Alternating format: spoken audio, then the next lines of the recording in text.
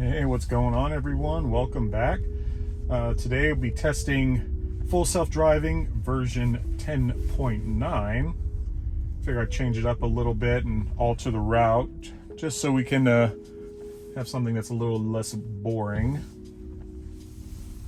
But yep, let's get started.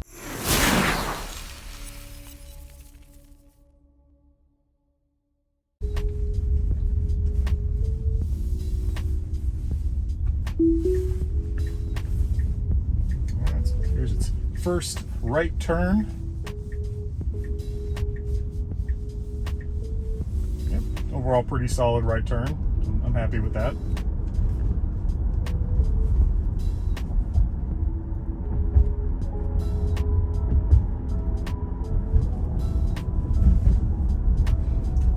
You wouldn't believe it too.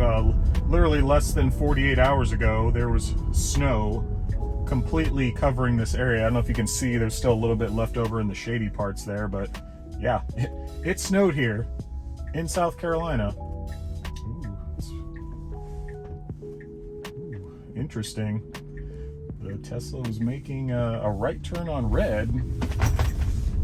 Not illegal, but it's definitely bold. I like it. Oh! Holy oh, I forgot that was a thing. Oops. This is why I need to be, that's why I need to watch the road, everyone. That girl definitely almost backed into that van right there. La Cucaracha horn for the win.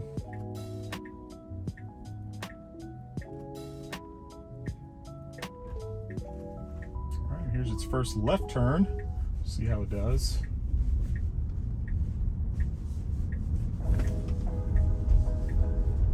Yeah, overall not bad. Pretty solid left turn. This is definitely where all the good testing happens here in downtown Columbia. As you can see, it said just lots of traffic, lots of cars, just wanting to cause an accident. As you can see, the car did exactly what it was supposed to.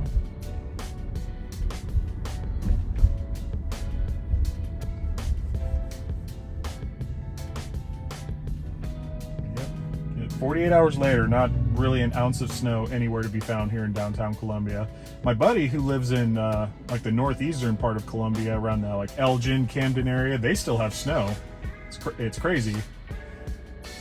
For some reason, Columbia seems to be the cutoff point for weather. Anything south of that, nothing at all, but they still have snow up there. Snow and ice. So he actually made a pretty good 10.9 self-driving, full self-driving video in the ice and in the snow. I'll leave a link to his video in the description below, just so you can kind of see how full self-driving does in those kind of colder and winter climates, so to speak.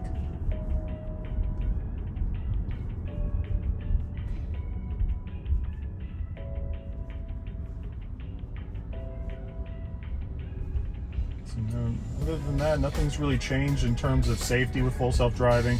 You still you still need to be paying attention. You have to keep your hand like on the wheel and whatnot. It's not a completely hands-off system just yet.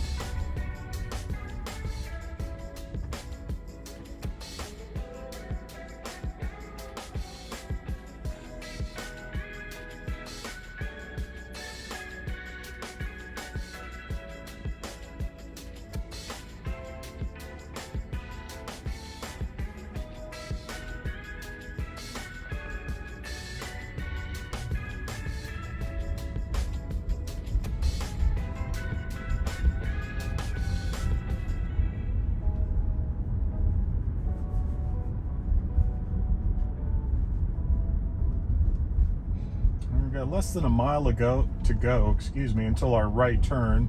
We're still in the left lane. For me, as a human driver, honestly, I would just be in the right lane the entire time. So the vehicle still likes to favor the left lane versus the right lane.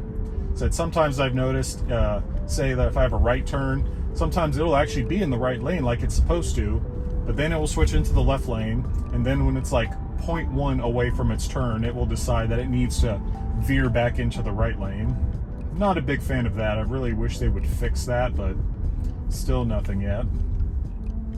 Maybe we'll see it in a future software update, which, yep, this is version 10.9, and Elon recently tweeted that version 11 would possibly be coming sometime next month, so February. In Elon time, that could mean March, April, so who knows, we'll see. I'm looking forward to it. So version 11 is supposed to be the super Gucci, super smart version of full self-driving, smarter than it already is.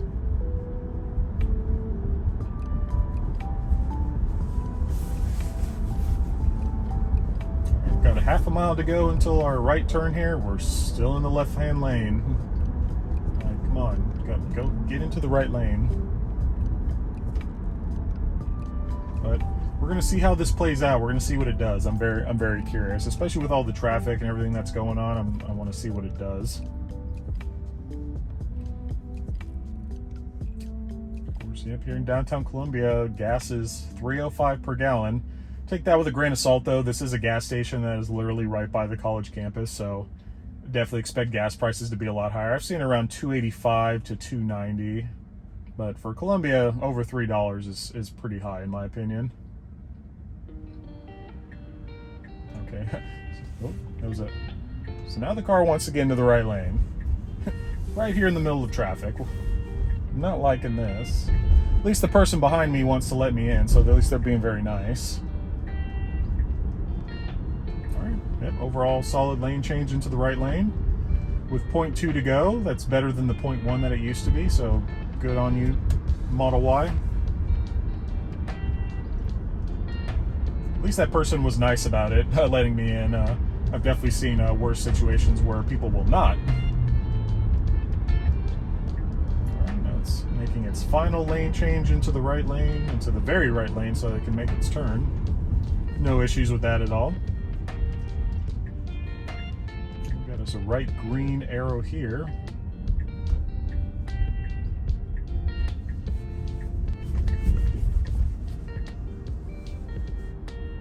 Yeah, I like that the car knew that it was a right green arrow, so it just elected to go.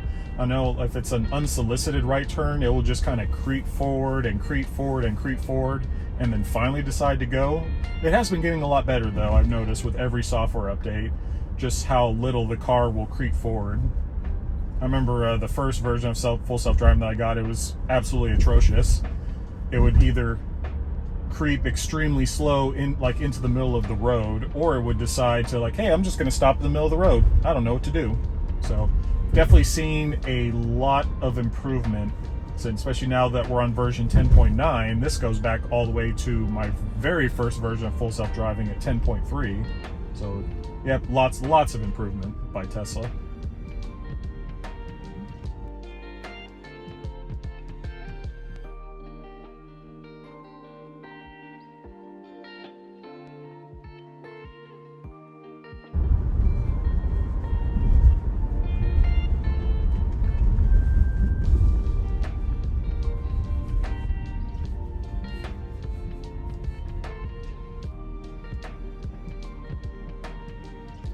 You can still see here on the screen, some of the images are still a little bit, I guess, laggy, you can say. You can see the lines are a little bit skewed and all that. Elon has promised in future updates that will be less and less laggy eventually, especially with new hardware updates, like hardware version 4, and with new cameras.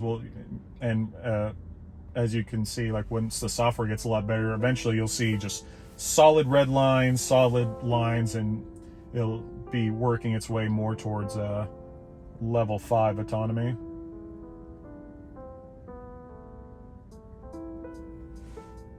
So I'm curious what this car next to me is doing.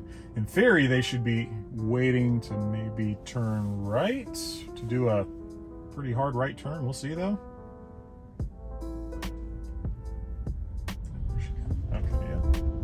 Yep, car did well. Didn't freak out like it normally would. I was expecting it to not know what to do. So overall, pretty decent half left turn. Kind of slammed on the brakes just a little bit, but overall not bad. So it's a great test here too, especially with all these parked cars right here.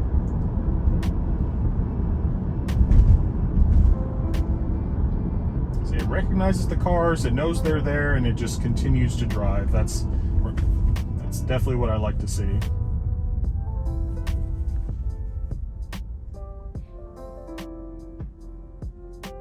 And for those who are not aware, so now the cost of Tesla's full self-driving, if you were to buy it outright, is now $12,000 versus $10,000. So we've seen a $2,000 price increase here on the 17th of January.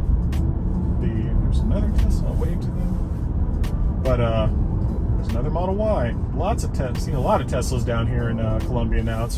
They've become a lot more popular, I've noticed. But so yeah.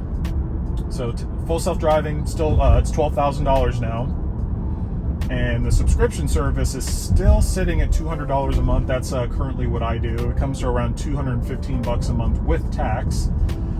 Elon has said that the price of the subscription service will increase in due time once it reaches more full operational capability. I'm not really sure what that means, but maybe once it gets more closely to being fully developed, we'll begin to see price increases of the monthly subscription service. But for me, it's not worth 12 grand in my opinion, especially for this car, especially considering that I have a Cybertruck on order. If this was going to be like my forever vehicle that I plan on keeping for a long time, yeah, sure, I would actually opt in for full self-driving, but to me, it's just not worth it. When I did reserve the Cybertruck, I did lock in full self-driving for $7,000. Of course, keep in mind this was back in November of 2019 when it was only $7,000. So of course, I thought that was a steal. I'm just really hoping that Elon honors that $7,000 price, because if they do, that's great for me, because that literally means when I do pick up my Cybertruck someday, I'll literally have $5 grand in equity on my Cybertruck, which is pretty awesome. But we'll see. Still waiting. I think today, I don't know what today is, but I think Wednesday is the Q4 phone call, and Elon a while back said that he would provide a roadmap for the Cybertruck. Still not really sure what that means. Just some things that I would like to see, because recently on my stock trading app, I was allowed to, since I'm a shareholder, I was allowed to post a question. Hopefully it picks up some steam, but things that I ask is like, hey, what variants of the Cybertruck are going to be available? Because there's the big rumor that the tri-motor is going to be dropped. Hasn't been confirmed, but that's just the big rumor right now. So what variants of the Cybertruck are going to be offered? What are the price on all of these variants of the Cybertruck? And 3, when can we expect deliveries of like the first Cybertruck deliveries to start rolling out of Giga Texas? My guess for that, I'm guessing the only thing we're going to hear on Wednesday is some deliveries, quad motor deliveries, late 2022, so this year, or with full production and deliveries expected summer of 2023. That's my guess. That's what I'm locking in right now. We'll see. Maybe I'll be surprised, just because there's so many variables that go into the successful delivery of the Cybertruck at the moment. All right, so we're 0.1 from our turn. It should be this turn right up here. See if it actually does it. Last time it did pretty well. Nice. No turn signal. That was odd. It just decided, like, yeah, I'm just going to get in the lane. I would do the same thing, honestly, so. Nice.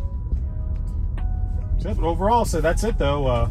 Turn off full self-driving, but so I hope you enjoyed the video. If you did, please give it a thumbs up. And if you're new to my channel and haven't subscribed yet, please consider hitting that subscribe button. It definitely helps me out a lot. The PlayStation 5 giveaway is still happening. For those of you that are new to my channel, I did a PlayStation 5 unboxing a while back, and I have decided that once I reach 1,000 subscribers that I'll be giving it away to one of my lucky subscribers. So subscribe for your chance to win my PS5. That's all I got. Enjoy the rest of your weekend. See ya!